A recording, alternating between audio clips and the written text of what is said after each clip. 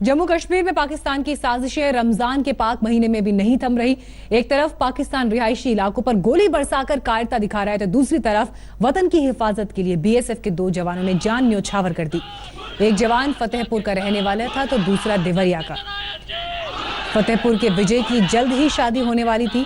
देवरिया के सत्यनारायण यादव अपने पिता के इलाज के लिए वीआरएस लेने वाले थे। इन्हीं का पार्थिव शरीर जब गांव पहुंचा तो लोगों का आक्रोश रोके नहीं रुका।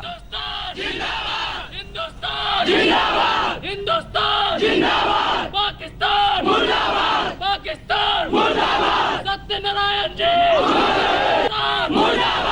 पाकिस्तान पाकिस्तान हिंदुस्तान हिंदुस्तान हिंदुस्तान हिंदुस्तान पाकिस्तान पाकिस्तान सत्यनारायण जी पाकिस्तान हिंदुस्तान पाकिस्तान हिंदुस्तान हिंदुस्तान हिंदुस्तान हिंदुस्तान पाकिस्तान पाकिस्तान सत्यनारायण जी पाकिस्तान हिंदुस्तान हिंदुस्तान हिंदुस्तान। अब एक तरफ महबूबा मुफ्ती का पाकिस्तान से बातचीत का पुराना राग है, तो दूसरी तरफ वो परिवार जिनके लाडले सीज फायर के दौरान भी दुश्मन की गोलियों का शिकार हो गए। इन परिवारों को क्या जवाब देंगी महबूबा सरकार? इंडियन आर्मी जिंदाबाद, पाकिस्तान मुर्दाबाद, पाकिस्तान मुर्दाबाद।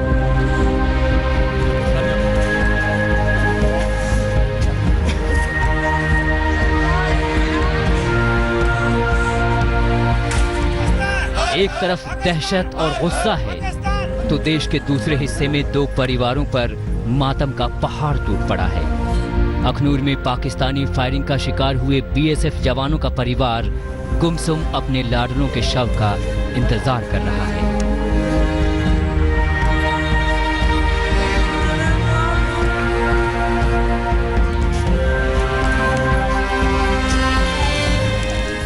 शहीद विजय पांडे यूपी के फतेहपुर और सत्यनारायण यादव देवरिया के रहने वाले थे। 20 जून को विजय की शादी होने वाली थी। घर में चारों तरफ खुशियों की गूंज थी, लेकिन अब एक एक कोना कोना चीख रहा है। उधर देवरिया में शहीद सत्यनारायण की पत्नी बार बार गश खाकर गिर रही हैं। शहीदों के परिवारों को अपने लाडलों को खोने का गम तो है ही, लेकिन जम्मू कश्मीर की सीएम महबूबा मुफ्ती का बयान इनके जख्मों पर नमक जैसा काम कर रहा है। सरकार निकम्मी है कि उससे बातचीत से सुलझाना चाहती है। होना क्या होना चाहिए? होना यही चाहिए कि जैसे वो मुठभेड़ कर रहे हैं वैसे ही सामने से वार किया जाए। ये सरकार को सोचना चाहिए। क्या मांगे सरकार से? आपने किस तरह कदम उठाना चाहिए? सरकार क्या करना कठोर सब उठाना चाहिए। हाँ। बिल्कुल चढ़ बढ़ के उठाना चाहिए, बिल्कुल आर्डर दे देना चाहिए। जी। ये जो चुटपुट हो रहा है हाँ। ये नहीं होना चाहिए। बिल्कुल एक बार ही पूरा आर या पार की लड़ाई होनी चाहिए। उधर जम्मू में बीएसएफ बटालियन ने अपने शहीदों को आखिरी सलामी देकर उनके गांव की ओर रवाना कर दिया है। इस साल कश्मीर में अब तक 18 जवान शहीद हो चुके हैं, जबकि इसी दौरान सुरक्षा बलों ने 80 से ज्यादा आतंकियों को ठिकाने लगाया है। पिछले साल शुरू हुए ऑपरेशन ऑल आउट में अब तक 300 से ज्यादा आतंकी मारे जा चुके हैं। ऑपरेशन ऑल आउट में आतंकियों के सफाई से बौखलाया पाकिस्तान सीमा पार से गोली बरसाकर ही अपनी खींच निकाल रहा है। रविवार को अखनूर में यही हुआ। फतेहाबाद से नितेश श्रीवास्तव और देवरिया से राम प्रताप सिंह के साथ आज तक ब्यूरो। 3 दिन में 13 आतंकी हमले। रविवार को सरहद पार से फायरिंग में 2 जवानों की शहादत। भारत का एक तरफा सीज फायर और महबूबा मुफ्ती का शांति का राग। कश्मीर की राम कहानी यही है। अब सवाल उठ रहे हैं कि आतंकियों को पालने वालों को हिंदुस्तान धर्म के नाम पर रियायत क्यों दे, और ऐसे देश से बार बार बातचीत करने की वकालत क्यों जो पीठ में झूरा भोंकने का आदी है।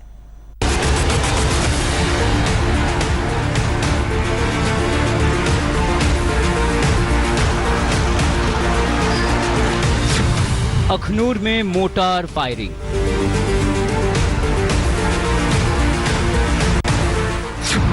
श्रीनगर में ग्रेनेड धमाका।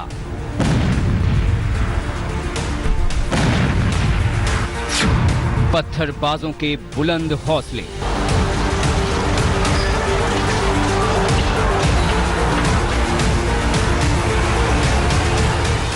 कश्मीर में अघोषित जंग चल रही है। हर तरफ मोर्टार, बम और गोलियां बरस रही हैं। जो कसर रह गई वो पत्थरबाज पूरी कर रहे हैं।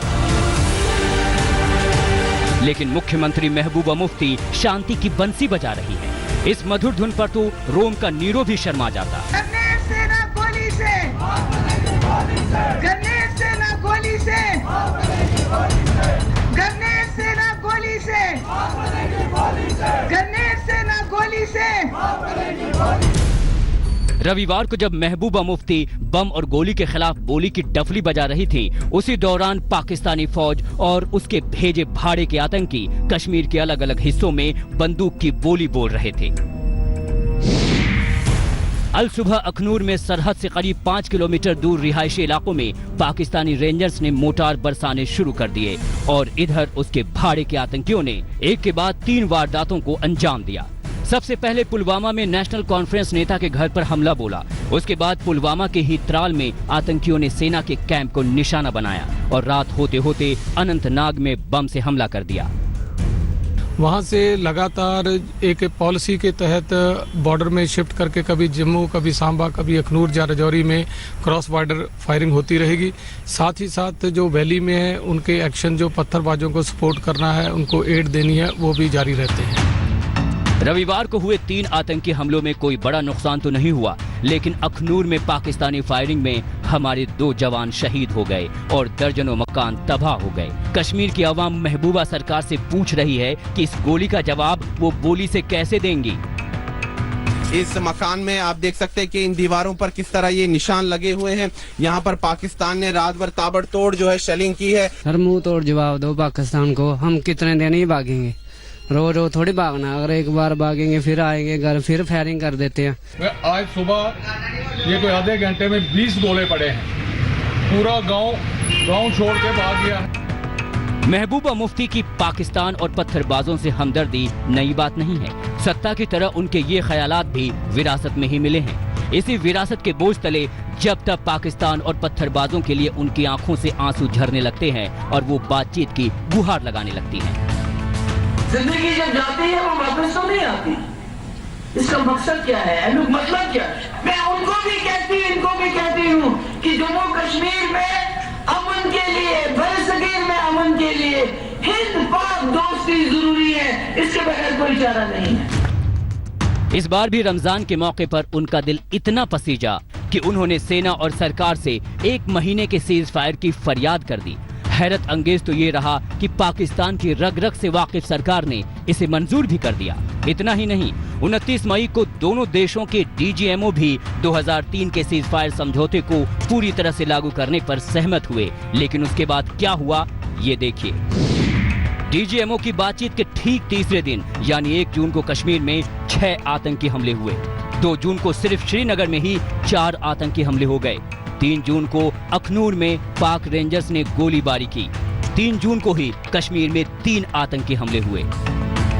डिप्टी चीफ मिनिस्टर जो हैं वो बोलते हैं जो हिंदुस्तान में बीजेपी बोलना चाहती है, और महबूबा मुफ्ती वो बोलते हैं जो कश्मीर में खासकर उग्रवादी बात करना चाहते हैं। इसका निचोड़ ये है कि मौजूदा सरकार जम्मू कश्मीर की नुमाइंदगी नहीं करती है। मेरा ये कहना है कि पाकिस्तान एक कायर मुल्क है, उसकी बात पर कोई यकीन नहीं किया जा सकता। हम पहले से ही कहते हैं और हमारे जो विदेश मंत्री है, हमारे प्रधानमंत्री, हमारे गृह मंत्री ने कहा है, इस मुल्क पर विश्वास नहीं किया जा सकता।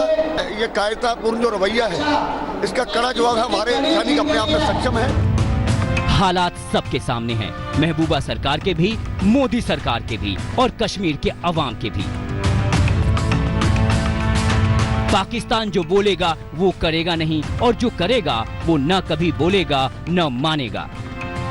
ऐसे में बात करें तो किससे, शांति की उम्मीद लगाएं तो किससे, और जब दहशतगर्दी का कोई धर्म नहीं होता तो फिर रमजान के नाम पर हमारे सुरक्षा बलों की जिंदगी से ये खिलवाड़ किसको खुश करने के लिए किया जा रहा है। अखनूर से सुनील भट्ट के साथ आज तक ब्यूरो। श्रीनगर में सीआरपीएफ के काफिले पर ग्रेनेड से हमले का सीसीटीवी फुटेज सामने आया। इस फुटेज में आतंकी ग्रेनेड फेंककर भीड़ में फरार होते दिखाई दे रहे हैं। ये ग्रेनेड एक ऑटो रिक्शा से फेंका गया। इसके बाद सीसीटीवी तस्वीरों में धमाका भी देखा जा सकता है।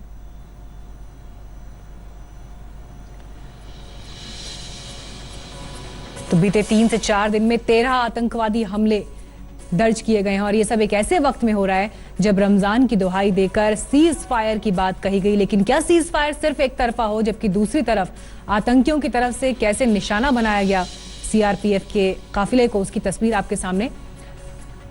एक ऑटो से ये ग्रेनेड धमाका किया गया और उसके बाद धमाका करते ही ये ऑटो भीड़ में जाकर गुम हो गया।